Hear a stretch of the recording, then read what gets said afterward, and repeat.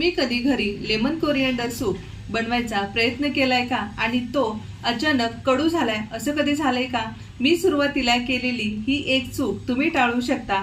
Soup कडवट न होता अगदी रेस्टॉरंट सारखं परफेक्ट आणि टेस्टी कसं बनवायचं ते आज आपण बघणार आहोत. चला तर मग रेस्टॉरंटची ही सिक्रेट रेसिपी काय आहे ते आज आपण बघणार आहोत. आणि अगदी छोटे छोटे बदल तुम्ही यामध्ये केल्यानंतर या सूपची खूप जास्त प्रमाणात चव वाढते.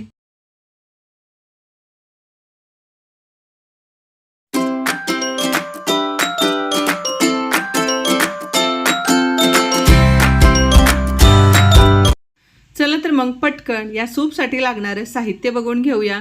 तर या ठिकाणी मी काही जिन्नस माझ्याकडे नव्हते म्हणून त्याला ऑप्शनल दुसरं मी काय घेतलेलं आहे ते सुद्धा व्हिडिओमध्ये सांगणार आहे. तर या ठिकाणी मी लसूण, आलं, सिमला मिरची, कांदा, पत्ताकोबी, मिरेपूड, चवीपुरतं मीठ, लिंबूचा रस घेतलेला आहे. तर या ठिकाणी तुम्ही कांद्याची पात जरूर घ्या. माझ्याकडे नसल्यामुळे अगदी बारीक कट करून मी थोडासा कांदा घेतलेला आहे.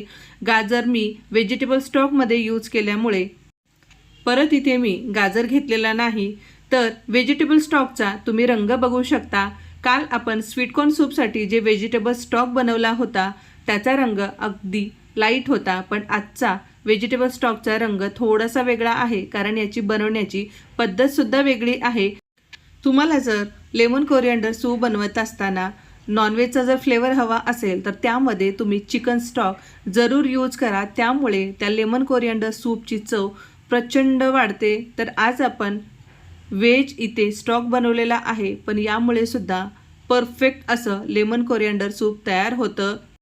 या स्टॉकसाठी लागणारं साहित्य आपण डिस्क्रिप्शन बॉक्समध्ये दिलेलं आहे, तुम्ही तिथे जाऊन ते चेक करू शकता. चला तर आता गॅसवर मी छोटी कढई ठेवलेली आहे, त्यामध्ये चमचाभर बटर घालून घेऊया. आणि बटर आपल्याला पूर्णपणे मेल्ट करून घ्यायचं नाही. पूर्णपणे मेल्ट झालं की ते लवकर करपतं आणि त्याचा फ्लेवर पूर्ण सूपमध्ये येतो. त्यामुळे हलकंसं बटर वितळलं, मेल्ट झालं की त्यामध्ये आपल्याला बारीक कट केलेला लसूण घालायचा आहे.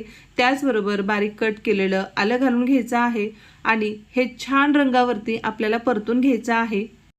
आलं आणि लसूण परतून घेत असताना गॅस आपल्याला मध्यम आचेवर ठेवायचा आहे, म्हणजे ते करपले जाणार नाहीत. तर या ठिकाणी आलं आणि लसूण हलकेसे परतले गेलेले आहेत, त्याचा रंगसुद्धा बदललेला आहे. तर पटकन आपण यामध्ये बारीक कट केलेला कांदा घालून घेऊया. पत्ताकोबी, सिमला मिरची यामध्ये ॲड करून घेऊया. आपण जेव्हा हे सूप रेस्टॉरंटमध्ये पितो तर काही ठिकाणी म्हणण्यापेक्षा खूप ठिकाणी यामध्ये चिकन स्टॉक वापरला जातो आणि या सूपचा एक मेन इन्ग्रेडियंट आहे.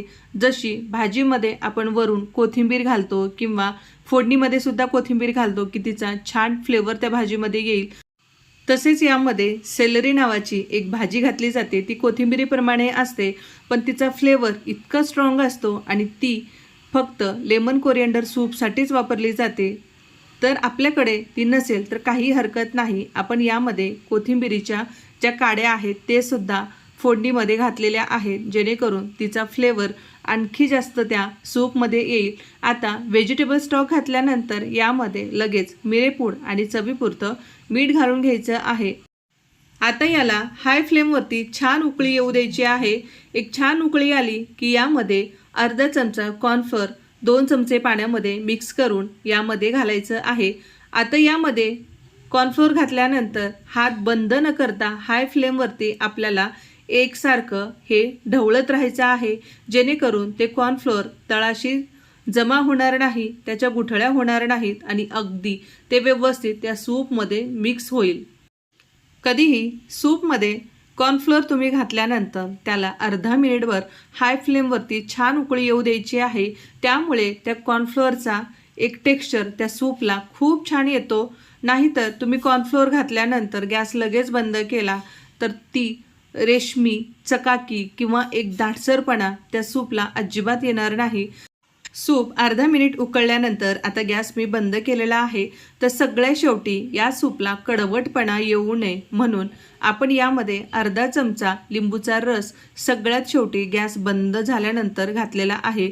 आता बारीक कट केलेली कोथिंबीरीची देठं किंवा कोथिंबीरीच्या काड्या यामध्ये घालून घेऊया आता हे व्यवस्थित मिक्स करून घेऊया. ही प्रोसेस केल्यामुळे हे लेमन कोरिअँडर सूप कडवट होत नाही. लिंबूचा रस त्या सूपमध्ये तुम्ही सुरुवातीला घातला आणि लिंबूचा रस त्यामध्ये शिजला गेला तर ते सूप कडवट होतं. आता हे सूप आपण सर्व करून घेतलेलं आहे, तर अगदी क्लीन असं हे सूप दिसत आहे. सगळ्यात शेवटी परत एकदा फ्रेश अशी बारीक कट करून कोथिंबीर यामध्ये आपण घालून घेऊया. तर शक्यतो इथे मी कोथिंबीरीच्या काड्या घेतलेल्या आहेत. परत आता एकदा हे व्यवस्थित मिक्स करून घेऊया. तर अशा पद्धतीने अगदी काही मिनिटामध्येच आपण लेमन कोरिअँडर सूप अगदी रेस्टॉरंट पद्धतीने बनवलेलं आहे. आणि यामध्ये तुमच्याकडे जर कांद्याची पात असेल तर तीसुद्धा सगळ्यात शेवटी वरून सर्व करताना तुम्ही घालू शकता. फोडणीमध्ये सुद्धा घालू शकता. पण तुमच्याकडे नसेल तर काहीच हरकत नाही, तुम्ही यामध्ये आपला रेग्युलर कांदा जरी वापरला तरीही चालेल. तर बाहेर इतकं वातावरण छान झालेलं आहे, अगदी हलका पाऊस पडलेला आहे, वातावरणामध्ये थंडी आहे. तर तुम्ही सुद्धा गरमागरम असं लेमन कोरिअँडर सूप नक्की करून बघा. तर फायनली आपलं लेमन कोरिअँडर सूप तयार झालेलं आहे. चला आता पटकन टेस्ट करून बघूया. जे मी तुम्हाला सांगितलेलं आहे तसं झालं आहे की नाही ते टेस्ट करूया. आपण सगळ्यात शेवटी यामध्ये लिंबूचा रस घातलेला आहे, त्यामुळे याला अजिबात कडवटपणा येत नाही. चला आता टेस्ट करूया.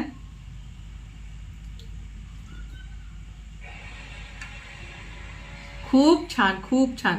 यामध्ये लिंबूचा रस आपण वरून घातल्यामुळे याला एक छान आंबटपणा आलेला आहे. आणि आपण जो व्हेजिटेबल स्टॉक यूज केला होता त्यामुळे कोथिंबीरच्या काड्या सुद्धा घातल्या होत्या, त्यामुळे त्यामध्ये कोथिंबीरीचा फ्लेवर खूप छान येत आहे आणि परफेक्ट असं प्रमाण. आणि यासोबतच आपण यासाठी लागणारं जे व्हेजिटेबल स्टॉक आहे त्याची सुद्धा परफेक्ट अशी रेसिपी तुम्हाला सांगितलेली आहे. काही अडचण वाटत असल्या कमेंट बॉक्समध्ये नक्की विचारा आणि डिस्क्रिप्शन बॉक्समध्ये संपूर्ण माहिती दिलेली आहे, तुम्ही तिथे जाऊन चेक करू शकता. चला आता गरमागरम सूप मी घेणार आहे, तुम्ही सुद्धा नक्की करून प्या.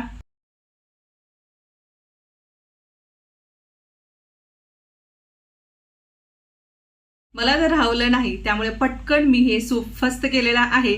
तुम्ही सुद्धा असं टेस्टी लेमन कोरिअँडर सूप नक्की घरी करून बघा आणि कसं झालं ते कमेंट बॉक्समध्ये सांगायला विसरू नका. अशा छान छान रेसिपी बघण्यासाठी प्रियंकाच मराठी किचन आपल्या या यूट्यूब चॅनलला लाईक, शेअर आणि सबस्क्राईब करायला विसरू नका. परत भेटूया अशाच एका नवीन रेसिपी सोबत. तोपर्यंत धन्यवाद.